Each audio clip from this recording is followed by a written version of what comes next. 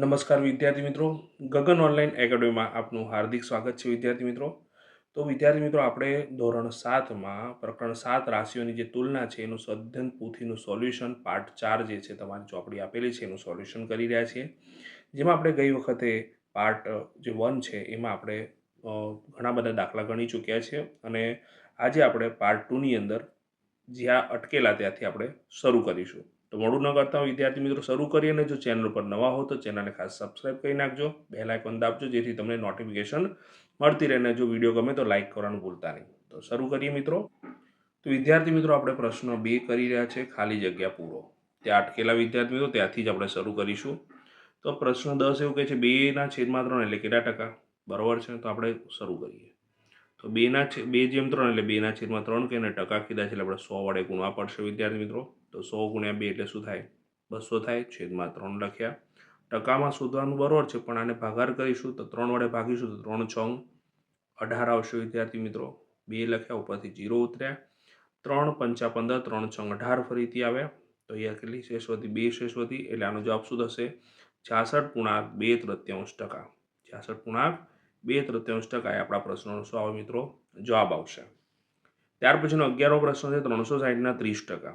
તો 360ના 30% એટલે 360 × 30 આપણે શું કરીશું વિદ્યાર્થી મિત્રો? ટકા દૂર કરીશું એટલે 100. તો 0 0 ઉડી ગઈ, આપણને બીજા 0 ઉડી ગયા એટલે 36 × 3 આવે વિદ્યાર્થી મિત્રો. તો 6 તરી 18 વધી પડી 1, 3 તરી 9 ને 1 10 એટલે 36 તરી 108 થાય. એટલે જવાબની અંદર આવશે 108. અહીંયા જવાબ આવશે 66.2/3. ત્યાર પછીનો પ્રશ્ન જોઈએ મિત્રો 8/5 તો કેટલા ટકા? તો 8 પંચમાંશો લખ્યા અને ટકામાં ફેરવવું છે એટલે કેટલા વડે ગુણવાના? 100 વડે ગુણીએ મિત્રો. તો શું થશે? 5 20 50 100 થશે. બરોબર વિદ્યાર્થી મિત્રો. તો 8 × 20 આવ્યા. તો 8 દુ કેટલા થાય? 16 થશે એટલે 160% આવ્યા. એટલે જવાબની અંદર શું આવશે? 160 આવશે. બરોબર વિદ્યાર્થી મિત્રો. 15 કિગ્રાએ 50 કિગ્રાના કેટલા ટકા થાય? બરોબર છે વિદ્યાર્થી મિત્રો. તો જો 50 કિગ્રા એટલે પૂરેપૂરા શું કહેવાય? 100% કહેવાય. શું કહેવાય વિદ્યાર્થી મિત્રો? 100%. તો 15 કિગ્રા કેટલા ટકા કહેવાય? ખ્યાલ આવી રહ્યો છે મિત્રો? તો 15 × 100 છેદમાં 100 આવશે 50. તો 50 દુ 100 સીધા જોડાઈ દીધા. તો 0 0 અને 5 દુ 10 કરી નાખો. તો 15 દુ કેટલા આવે મિત્રો? 30. તો 30% કહેવાય. કેટલા ટકા કહેવાય? 30% કહેવાય. ખ્યાલ આવ્યો કે નહીં? તો વિદ્યાર્થી મિત્રો, દાખલા નંબર 14 જે છે એની વાત કરીએ હવે. કે જોહન એક ક્રિકેટ બેટ ₹75 વેચે છે અને તેને ₹8ની ખોટ જાય છે. તો ક્રિકેટ બેટની મૂળ કિંમત કેટલી થાય? તો વિદ્યાર્થી મિત્રો ખાસ ધ્યાન રાખજો કે વેચાણ કિંમતનું સૂત્ર આપણે જાણીએ છીએ. વેચાણ કિંમતનું સૂત્ર શું છે? મૂળ કિંમત ઓછા ખોટ. બરોબર છે. તો વેચાણ કિંમત આપણા જોડે કેટલી છે? ₹75 છે. મૂળ કિંમત આપણે શોધવાની છે અને ખોટ આપણા જોડે કેટલી છે? ₹8. તો 8 સામે જ હશે એટલે શું થઈ જશે? પ્લસ થઈ જશે. એટલે 75 + 8 બરોબર મૂળ કિંમત. તો 75 અને 8નો સરવાળો કેટલો થાય મિત્રો? 83 થાય. એટલે મૂળ કિંમત કેટલી થશે? ₹83 થાય. બરોબર છે વિદ્યાર્થી મિત્રો. તો આપણો જવાબ કેટલો આવશે? 83. બીજું વિદ્યાર્થી મિત્રો ખાસ અમુક સાહેબો આ રીતે પણ કરાવી શકે છે કે મૂળ કિંમત એટલે શું કહેવાય? વેચાણ કિંમત વત્તા ખોટ. તમે આ સૂત્ર મૂકીને પણ કરી શકો છો. વેચાણ કિંમત આપણા જોડે ₹75 છે અને ખોટ ₹8 હોય તો આ રીતના 83 લખીને પણ તમે કરી શકો. બંને વસ્તુ એક જ છે. ઓકે, તમને જે રીતે અનુકૂળ આવે એ તમે કરી શકો છો. આગળ વધીએ. 15મો દાખલો. દેવાંગી એક ખુરશી ₹700માં ખરીદે છે અને 750માં વેચી નાખે તો તેને કેટલા ટકા નફો થશે? ટકા પૂછેલો છે વિદ્યાર્થી મિત્રો. તો પહેલાં આપણે નફો રૂપિયામાં શોધી નાખીએ. તો નફો બરોબર શું થશે? વેકી ઓછા મૂકી કાં તો પક્કી. બરોબર છે કે નહીં? ઓકે. તો વિદ્યાર્થી મિત્રો, અહીંયા વેચાણ કિંમત ₹750 છે અને ખરીદ કિંમત કેટલી છે? 700 છે. એટલે 750માંથી 700 જશે એટલે ₹50 એ આપણો શું થશે? નફો થશે. પણ આપણે નફો શેમાં શોધવો છે? ટકામાં. તો નફો લખીને આપણે ટકામાં કર્યું બરોબર. પછી લખીશું જે રૂપિયામાં નફો થયો છે એ, અને એ નફો હંમેશા શેના ઉપર થયો છે? મૂળ કિંમત કે પડતર કિંમત ઉપર. અને ટકામાં ફેરવો છે એટલે આપણે શેના વડે ગુણીશું મિત્રો? 100 વડે. તો નફો આપણા જોડે 50 છે. મૂળ કિંમત આપણા જોડે કેટલી છે? ₹700 છે વિદ્યાર્થી મિત્રો. ગુણે આપણે લખ્યા 100. તો ટકા તો છે 0 0 ઉડી ગયા મિત્રો, તો 50/7 આવે, તો 50ને આપણે 7 વડે ભાગીએ તો 70 70 49 આવે, એટલે એક વધ્યો વિદ્યાર્થી મિત્રો, તો 7.1 એ આપણને શું મળે, નફો મળે. ખ્યાલ આવ્યો કે નહીં? તો વિદ્યાર્થી મિત્રો પછીનો પ્રશ્ન છે 16મો, બહુ જ સરસ મજાનો ઇમ્પોર્ટન્ટ દાખલો છે, એક વિશિષ્ટ દાખલો છે. તો 20 લીંબુ 10 રૂપિયામાં ખરીદે છે, એટલે મૂળ કિંમત કે ખરીદ કિંમત કેટલી છે? 10 રૂપિયા છે. કેટલી છે? 10 રૂપિયા, રાઈટ. હવે વેચાણ કિંમત જે છે એ જોઈએ વિદ્યાર્થી મિત્રો. તો જો વિચાર કરો, 5 લીંબુના કેટલા છે? 3 રૂપિયા, બરાબર છે. તો આપણે થોડુંક કૌંસમાં ગણતરી કરીએ કે ભાઈ 5 લીંબુ લે તો એના રૂપિયા કેટલા લે છે? 3 રૂપિયા, બરાબર છે.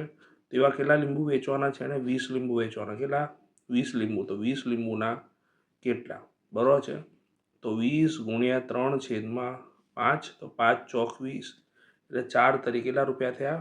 12 રૂપિયા થયા. એટલે વેચાણ કિંમત કેટલી થઈ મિત્રો? 12 રૂપિયા. તો સ્વાભાવિક છે અહીંયા શું થશે? એને નફો જ થવાનો છે, બરાબર. તો ખાલી જગ્યા તો લખી નાખી, પણ ટકા પૂછ્યું છે. બહુ સરસ મજાનો દાખલો છે. તો અહીંયા આપણને નફો થયો વિદ્યાર્થી મિત્રો, એટલે નફો શોધીશું. નફો બરોબર વેકી ઓછા મૂકી, બરોબર કે નહીં? વેકી ઓછા મૂકી. વેચાણ કિંમત કેટલી છે વિદ્યાર્થી મિત્રો? 12 રૂપિયા, અને મૂળ કિંમત 10 રૂપિયા. 12માંથી 10 જશે એટલે 2 રૂપિયા આપણા માટે નફો થયો વિદ્યાર્થી મિત્રો.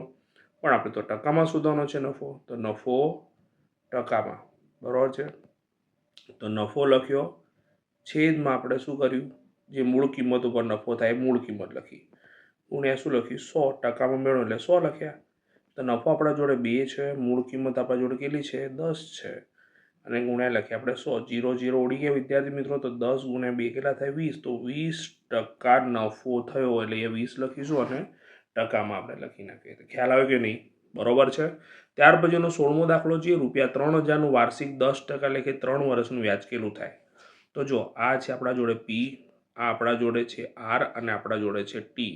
આપણું સૂત્ર છે સાદા વ્યાજનું, આઈ બરોબર પી × આર × ટી છેદમાં યસ શું આવશે? 100. પીની કિંમત વિદ્યાર્થી મિત્રો આપણા જોડે 3000 છે, આરની કિંમત આપણા જોડે 10 છે, અને ટીની કિંમત 3 છે. ઘણી વાર પીટીઆર લખે છે, એનાથી કોઈ મતલબ નથી. છેદમાં આપણે લખ્યા 100.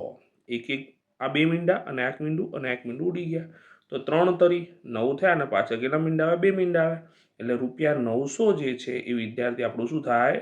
સાદું વ્યાજ થાય. ખ્યાલ આવ્યો કે નહીં? તો આ પ્રમાણે તમે દાખલો ગણો તો તમારો પરફેક્ટ માર્ક્સ મળે, બરોબર મિત્રો. આગળ વધીએ. તો વિદ્યાર્થી મિત્રો ઉપર જ દાખલો આવી ગયો, 2/3 આપણે જવાબ આ જ લાવેલા, એટલે આમાં કોઈ શંકાને સ્થાન જ નથી. તમે જોજો ઉપરની તરફ આપણે 10મો દાખલો છે ગણો, 10મો દાખલો, એ 10માનો જવાબ જોજો તો વિધાન શું છે? આ તદ્દન સાચું છે, બરોબર છે. આગળ વધીએ. 19માં 4 દિવસના 50% એટલે 8 કલાક. તો જો વિદ્યાર્થી મિત્રો 4 દિવસ, એક દિવસમાં કેટલા કલાક હોય મને કહો? 24 કલાક હોય.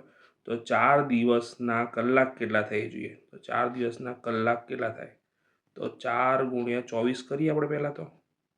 તો ચોખ્ખું 16, વધી પડી 1, 4 2 8 ને 1 9, એટલે 96 કલાક થાય. શું થાય? 96 કલાક. હવે 96 કલાકના 50% કરીએ, તો 96 કલાકના 50%, તો 96 × 50 છેદમાં 100. 0 0 ઉડી ગયા મિત્રો, 5 5 દુ 10 અને 2 48 દુ 96, એટલે કેટલા થાય જવાબ? 48 કલાક. અને એ કેટલો આપેલો છે? 8 કલાક. માટે આ વિધાન શું છે? ખોટું છે. શું છે? ખોટું છે. 20મો જોઈએ. 0.018માં 8 આવી જ ના શકે મિત્રો. 18 છે ને 8 ક્યાંથી આવી શકે? માટે આમાં ગણતરીની જરૂરત જ નથી. ગણતરી કરજો, તમારે જાતે વિચારજો. માટે વિધાન તો ખોટું જ છે, બરોબર છે. 21મો જોઈએ કે સાયકલ 3300 રૂપિયામાં ખરીદીને આટલામાં વેચી નાખી તો 10% નફો થાય. તો જોઈએ આપણે. તો સર્વપ્રથમ આપણે આમાં મૂળ કિંમત આપેલી છે આ, અને વેચાણ કિંમત આપેલી આપણને આપી છે, તો આપણે નફો જ મળવાનો. તો નફો બરોબર આપણે ડાયરેક્ટ લખીશું વેકી ઓછા મૂકી, કાં તો પકી. પકી લખો તો એ ચાલે, બંને મતલબ એક જ કહેવાય. તો 3830 ઓછા 3300, બરોબર છે. વિદ્યાર્થી મિત્રો બાદબાકી કરીએ તો 0, 3માંથી 0 જાય તો 3, 8માંથી 3 જાય તો 5, 530 રૂપિયા નફો થાય. કેટલો થાય? 530 રૂપિયા નફો. જો વિદ્યાર્થી મિત્રો 3300 રૂપિયા પ્રમાણે જો 330 રૂપિયા નફો થાય ત્યારે 10% થાય. પણ એ તો 530 છે. તો એનો મતલબ 10% કરતાં વધારે નફો બતાવી રહ્યું છે. તો 10% નફો થયો કે વિધાન શું છે? ખોટું છે. આમાં ગણતરી કરવા જઈએ તો એ 330 રૂપિયા આવે. 3300ના 10% નફો શું થાય? 330 થાય ને એ 530 છે. માટે આપેલ વિધાન શું છે? તદ્દન ખોટું છે. ખ્યાલ આવ્યો કે નહીં? તો વિદ્યાર્થી મિત્રો 22 નંબરનો દાખલો છે. ₹800નું 3 વર્ષનું 12% લેખે વ્યાજ મુદલ 896 રૂપિયા થાય. તો આપણા જોડે પી છે, આપણા જોડે ટી છે ને આપણા જોડે શું છે? આર છે. તો વિદ્યાર્થી મિત્રો આપણે આઈ બરોબર પી ગુણ્યા આર ગુણ્યા ટી છેદમાં 100 કરીએ ને કિંમત મૂકીએ, બધી કિંમતો મૂકી દઈએ આપણે, બરાબર. તો 800 ગુણ્યા 12 ગુણ્યા 3 છેદમાં શું લખીશું? 100, બરાબર. તો 0 0 ઉડી ગયા મિત્રો. તો 12 તરી 36 એટલે 8 ગુણ્યા 100 છે 36. આનો ગુણાકાર કરીએ તો 6 8 48 વધી પડી 4, 8 તરી 24, 25 27 28 એટલે 288 રૂપિયા. તો આપણને શું મળ્યું વિદ્યાર્થી મિત્રો? આઈ જ મળ્યું. હવે આની અંદર 800ની અંદર આપણે આ ઉમેરીએ તો 896 આપણને મળવાના નથી, બરાબર છે વિદ્યાર્થી મિત્રો. તો જવાબની અંદર શું આવશે? વિધાન શું છે? તદ્દન ખોટું. તો વિદ્યાર્થી મિત્રો આ રીતે તમારા માટે સોલ્યુશન લાવતો રહીશ. તમે સરસ રીતે સોલ્યુશન કરવાનું તૈયારી કરો, વ્યવસ્થિત સમજો દાખલાઓને. તો ત્યાં સુધી બધાને બાય બાય.